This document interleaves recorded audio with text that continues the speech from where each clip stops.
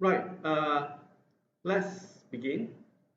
So today we're going to take a look at chapter 5, right? So chapter 5 is on forward, so something new that we're going to look at. So it's one of the derivatives that we'll be looking at, right? One of the four derivatives that we'll be looking at. But before we start talking about forward contract, there's this cash and spot trading that I like to mention, which is usually held over the counter. So example, traders, they can buy and sell some of the physical commodities, right, in a sales room or in an auction place, right? Trades are normally non-standards, okay, items. So they are non-standards or customizable items. So each deal, why is it customizable or right? Because each deal you can basically negotiate individually, specifically about the particular delivery date, the location, the quality of the products, or even the quantity of the commodities, right? So that's why it make it negotiable, customizable, and also uh, it become a non-standard. So that's why it's difficult to trade in a stock exchange, right? So usually, like forward contract, they are always trade over the counter.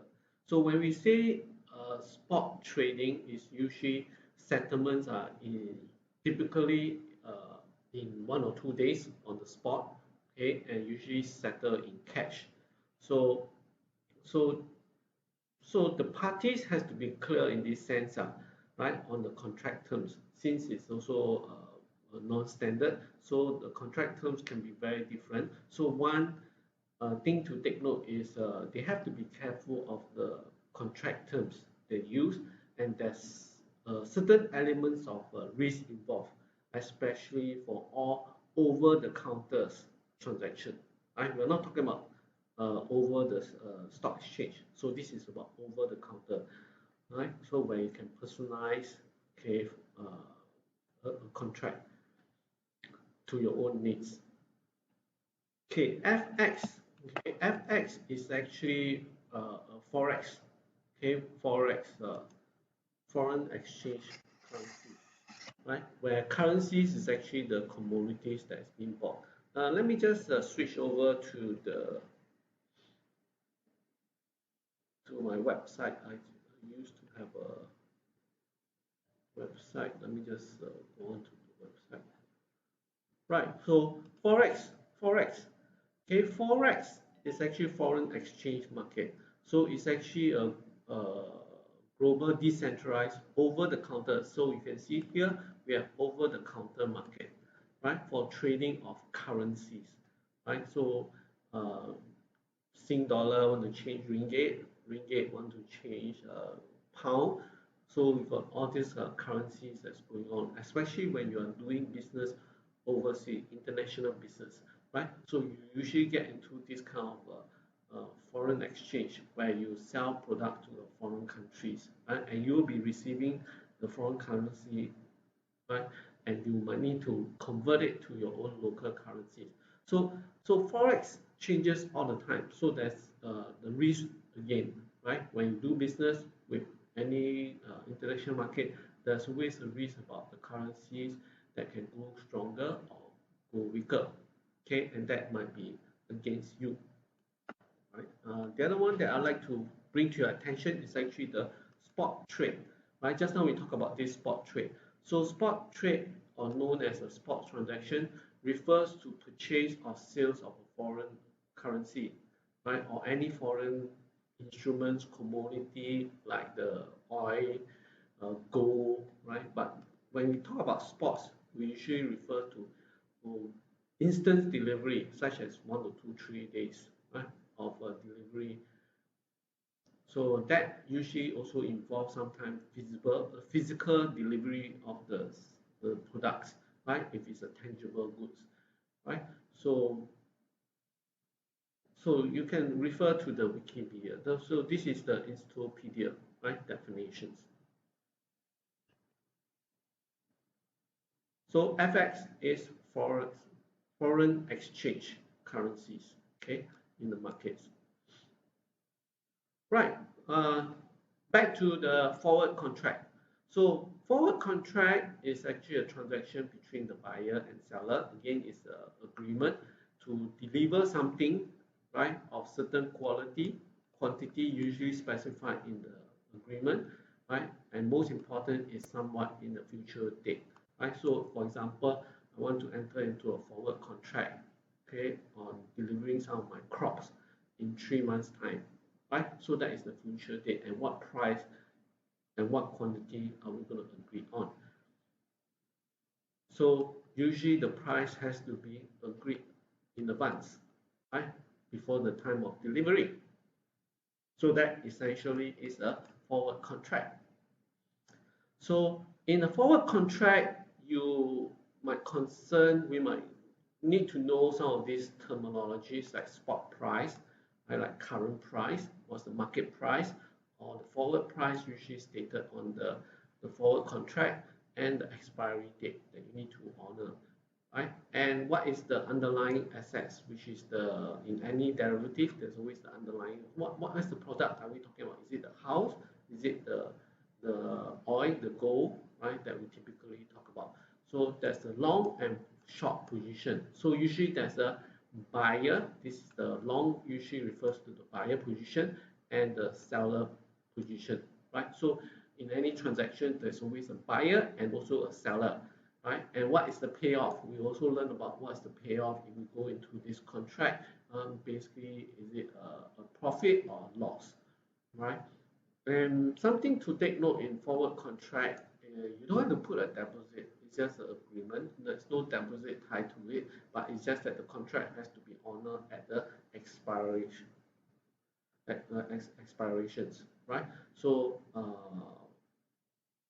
that's forward contract. Example, I give you an example of a forward contract, right? For example, US, right, US company, they want to purchase a circuit board from South Korea, right? So you can see this is an international business. The US want to buy something from South Korea.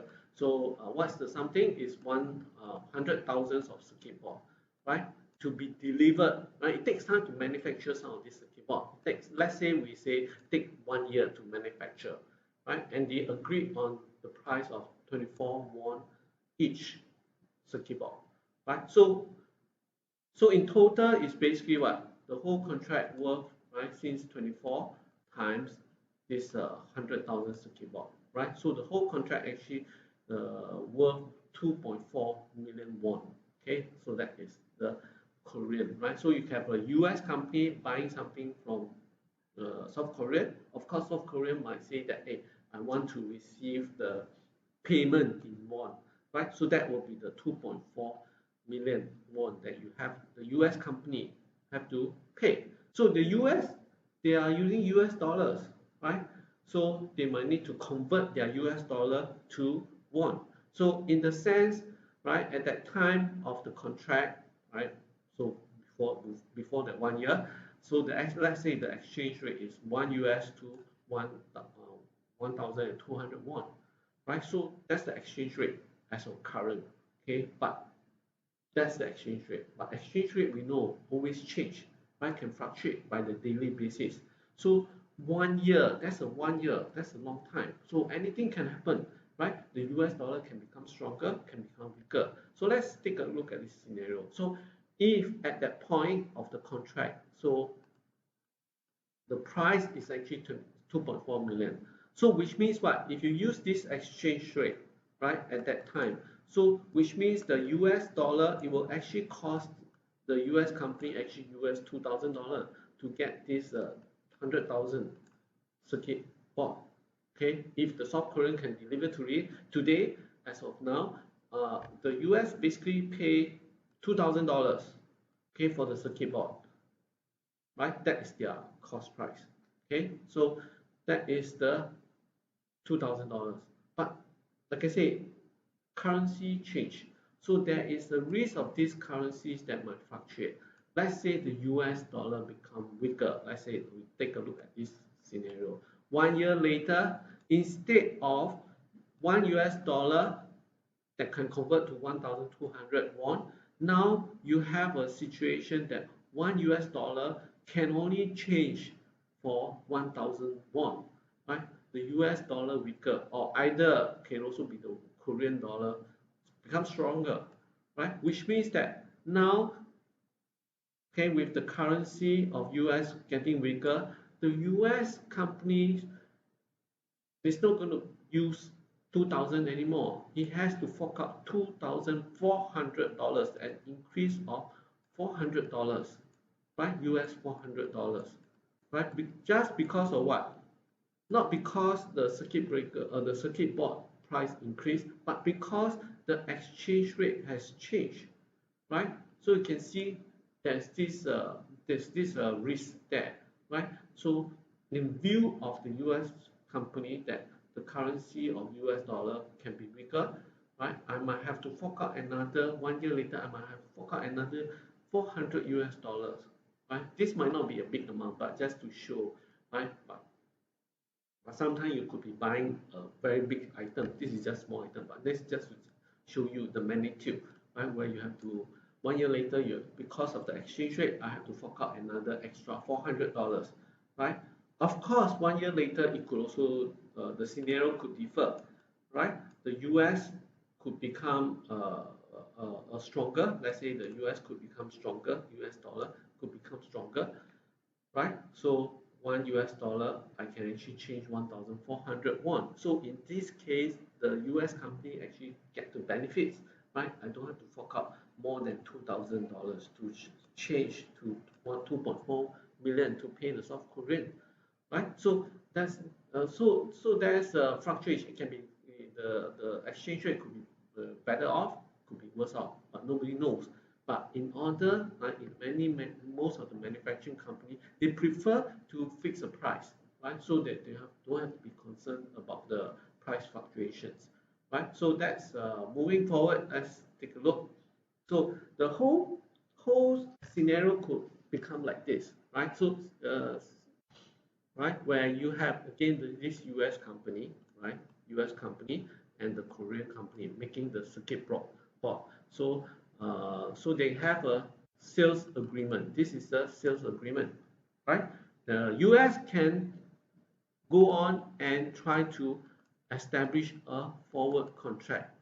Right now, I hope you can see this whole scenario. There's actually two things going on over here, right? You have a sales agreement with the US with the Korean manufacturer for the circuit breaker, and then the US company can go ahead and tie up with form a bank. Okay, it's like again, I always say buying insurance, right? So they can hedge this risk against the bank, right? So there might be a bank or financial institute like JP Morgan, right, Bank of America, right? They might take on this forward contract, right? So this forward contract spells what?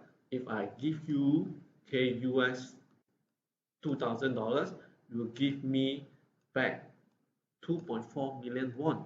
So that is the forward contract where you actually fix, okay, you fix the exchange rate at that point, right? And if the bank is agreeable, you basically form the forward contract. So it's a very customized, personalized forward contract, okay? So it's unique to this US dollar for so much amount of money, right, at certain time, right? Maybe in 1 year's time, right? So in 1 year's time, no matter what happened to the exchange rate, the company is just going to use that $2,000, give it to the bank, and the bank will give me this 2.4 million, which I will use this 2.4 million, right? When 1 year later, Korea give me the PCB, and I will just pay the money as of what is on the sales price, right? So that's how the whole scenario goes about, right? So regardless of whether the US exchange rate has changed or not, but basically, the US company is assured that there is a bank who will basically, so the bank will be the one who's going to take on the exchange risk, right? So if right, so the banks will be the one who going to borrow all the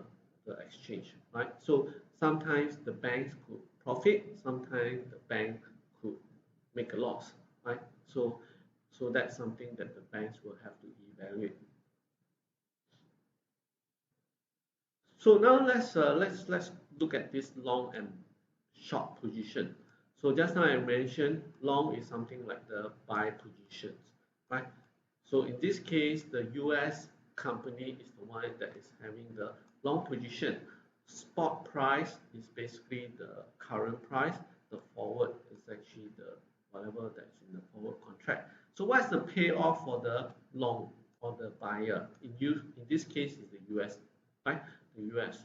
So so if let's say, right, if the US dollars has become weaker, right, back to the same scenario, if the US dollar, right, 1 year later, if the US dollar actually becomes weaker, right, so one US dollar instead of 1,200 won, now it's one US dollar to 1,000, which means that the US has to fork out 2,400. Okay, sorry, can't write this very well. This mouse is not very good. So to be able to convert into this, right? 1 year later, if I were to use this exchange, I have to fork out 2,400, right? Sorry about the extra zero, right? So 2,400. So it's an increase of 400, right? But so this is the 2,000 spot price, because if I've never gone into a forward contract, the US has to fork out this amount. But because I've gone into the forward contract, right, with the bank, right, I only have to pay the bank 2,000 US dollar, okay, to get this 2.4. I don't have to pay exchange, go to the exchange, money exchanger to change, right, for 2.4 million at 2,400. I actually have exercise my forward contract, get the money, okay, which is this, right? So because the bank, in this case, of course, the bank lose out, right? So what happens is if you use the formula, right, for long is spot minus the forward. So there you have 2004 minus 2000. So what does it say?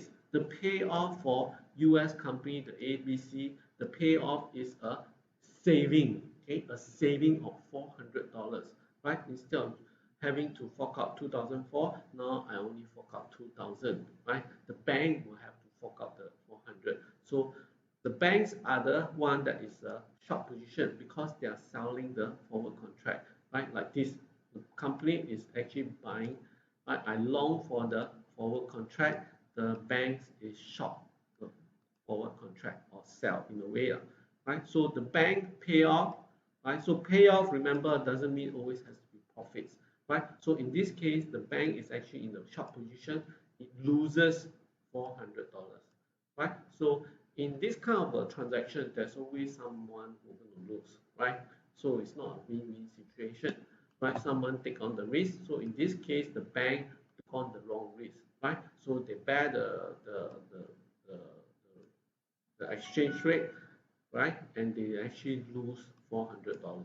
And the saving for the companies is actually 400, the US company. Okay, so this is the how you calculate the gain or losses, right? Basically the payoff for forward contract.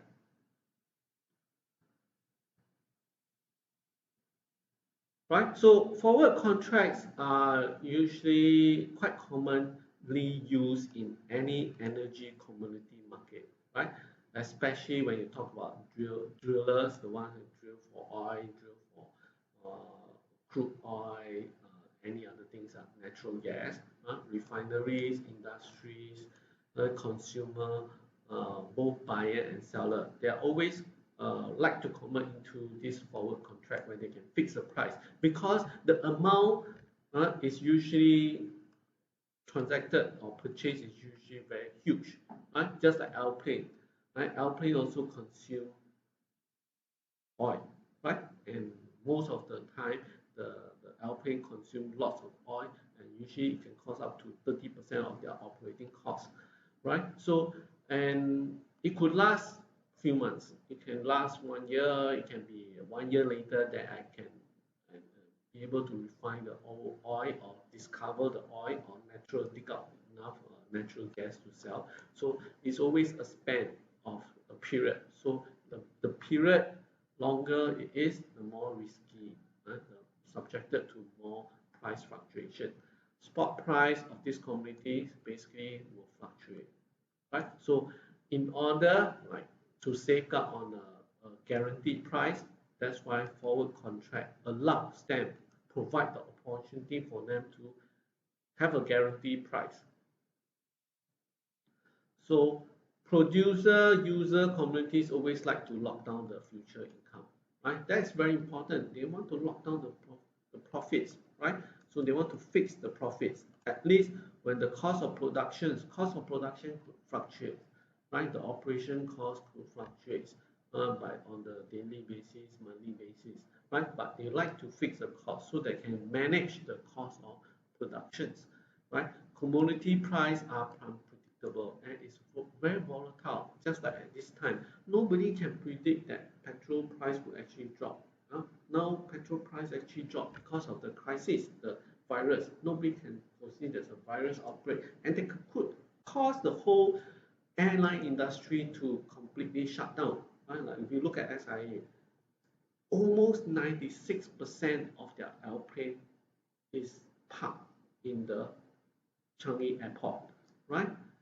And these planes, okay, are not flying, which means they are not consuming petrol, right? And that has a repercussion on some of the oil producing company. Right now, become the oil is a surplus because too much oil. Nobody is using. The cars are not. People are not driving to work anymore. Everybody is working from home, like me, now working from home, right? So nobody is going to work. Nobody is driving, okay, or taking taxi. That's why a lot of petrol consumption has suddenly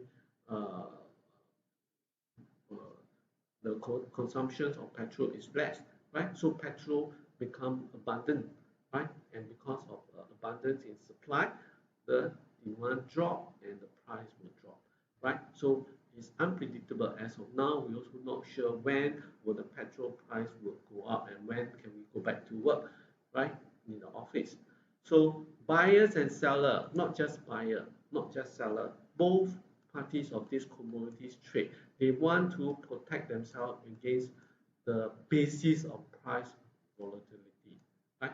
Very difficult to do business if your profits is very uncertain, right? So you always like to be assured of the a certain profit so that you can pay the rental, you can pay your operation cost, you can pay your employees on time as well. Okay, forward contracts. Okay, is basically a solution, right, that has been established or somebody has invented this financial instrument to basically help the market, right, conditions, right, because of this uncertainty, and they can actually put it in a predetermined rate, okay, at some time in the future, right? Um, so something about forward contract is because forward contracts, just as I mentioned, is a customized contract document, right? It's usually trade over the counter transactions, right? So so there's not that there's without risk. There's always some risk involved because the quality of the commodity being delivered can be of substandard, of not agreed quality, or the quantity could be not enough, the delivery could be late, and that can have an impact on the forward contract because your forward contract has the expiry date, right? If you reach the time, you have to honor the contract. Okay, let's take a look at another typical example of a fixed forward contract exchange, right? So what happened here? You have an exporter. So assuming this exporter is an Australian exporter, so it's actually selling something to US buyer, for example, right? So it can enter into a export contract, right? Export some products to the US, right, from Australia. So that is one contract. Typically, there could be two contracts. Then in order to mitigate the exchange rate, because this is in Australia dollars, this is US. The US might be, but US buyer might be paying in US dollar, right? And then the Australia company will want to convert it back to your Australian currency, right? Just like I'm the Singapore, right? A Singapore company, if I do some business with, I buy eggs from Malaysia, right? Malaysia, of course, their business, they will prefer ringgit, right? Their local currency. So I might have to convert to Malaysia dollar, right? So all the business, Malaysia will have to pay me in Malaysia dollar, then I have to convert it to local. So there's this transaction going on. So here we again have the two contract. So you have a sales agreement or the export contract, right? In order to mitigate the exchange rate risk, again, I can establish a forward exchange contract with another parties. Again, this can be a bank, local bank like DBS, UOB, or any other financial institute, right? Like Hong Leong, any other, right? That does this kind of forward contract. So you have two contracts. Again, here we have two contracts, similar to just now earlier the example of the US and the Korean, right? So export contract. So you establish the first export contract, the sales agreement on the currency that you want to pay, and then you try to mitigate the risk by having another forward contract. So you have a export contract and a forward contract. Okay, this time with another party. In this case, is the bank, right? So agreement is paid, agreed on the payment date. So usually forward contract has a date, timestamp on it. So you also agree on a fixed exchange rate.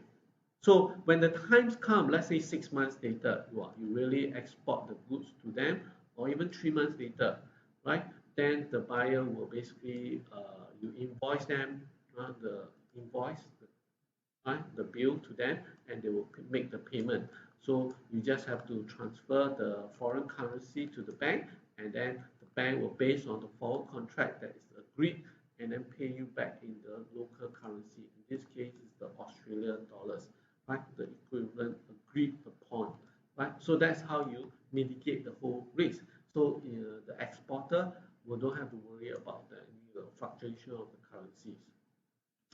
So what's the advantages and disadvantages? The advantages, of course, right, for the bank is now for the exporter is now they can actually manage the exchange risk. They take the exchange rate out of their equations, right? So they basically focus more on the exporting, doing their exporting well, and then making sure that the quality, the quantity of goods has been delivered on time, right? So the disadvantages, of course, is, let's say if you export to them, the buyer didn't pay you on time, they default in payment, they delay in payment, then you'll find that, oh, because your forward contract comes with a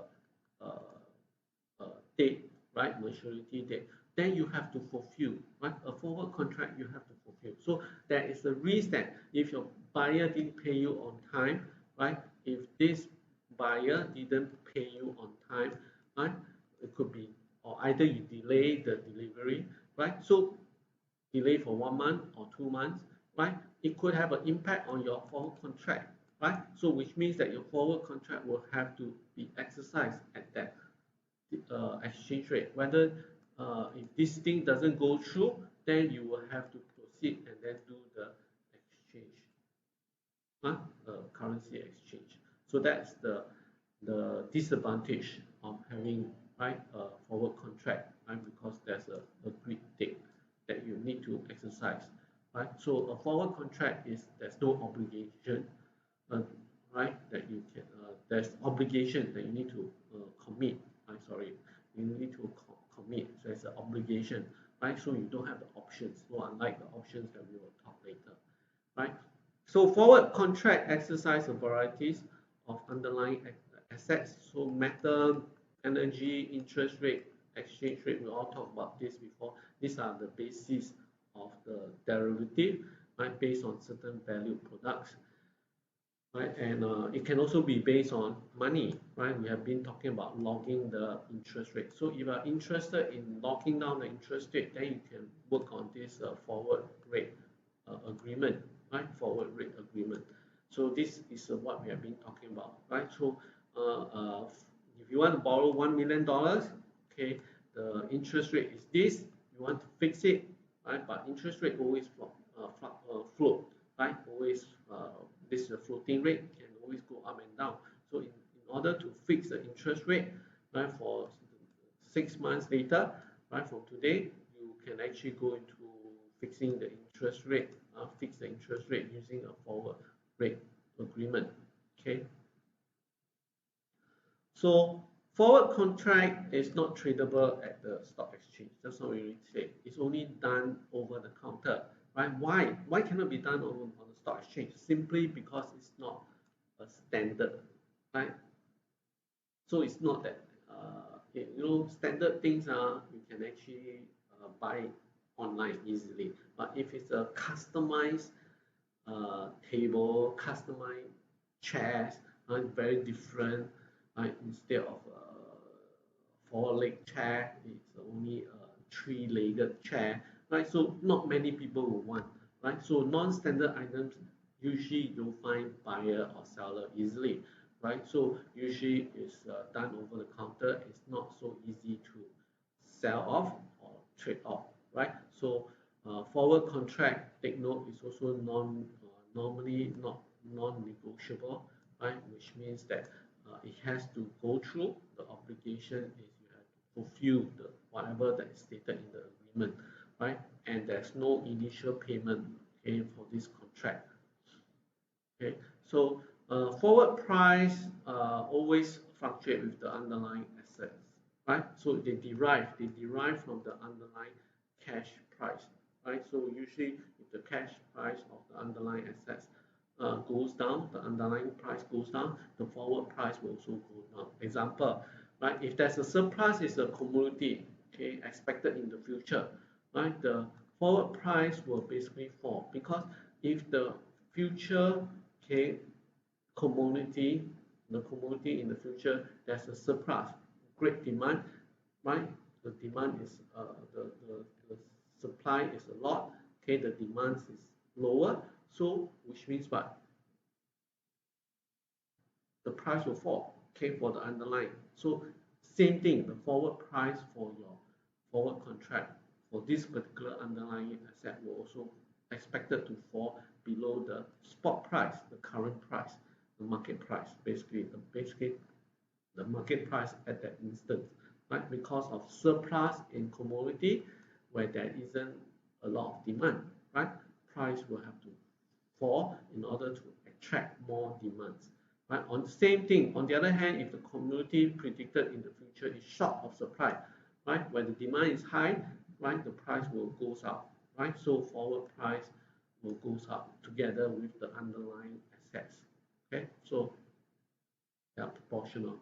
So credit risk, okay, is a lot, okay, can be tremendous in a forward contract, right? Because it's not done on the exchange. It's not done on the exchange, right? Where the exchange will serve as a middleman, will make sure settlements is done every day.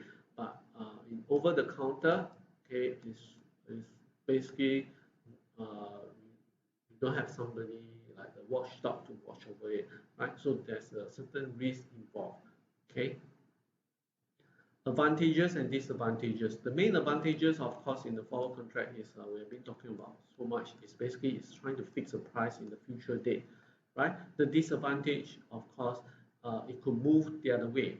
Okay, at the settlement, it could move against you, and then there's no way out, right? If it's that your payoff become negative, then you have no choice but to carry on with the contract. Just like we talk about the scenario, US uh, doing a forward exchange rate with the banks, right? When the exchange rate for the US is weaker, then the bank have no choice but also to, even though it's a negative or losses in the forward contract, right? That they have to exercise. There's a legal binding involved, right? So they have to fulfill, okay, the agreement. There's no way out. Okay, so it's a binding agreement that we talk about. Right. For in summary, basically what we want to highlight again is what we have been looking at is a forward contract is a binding, non-negotiable, yet at the same time it's customized to anybody's requirement based on the date, time, delivery, the quality, the quantity also, right, of the delivery of the underlying assets, right? So this is where we tell you it's negotiable in terms of size, the quality, the location, the dates, etc. Where you want to deliver it to, etc. So there's some flexibility, but yet there's some risk involved, right? So that's where I'm going to end my this part one for forward contract. Thank you very much for your time and attention.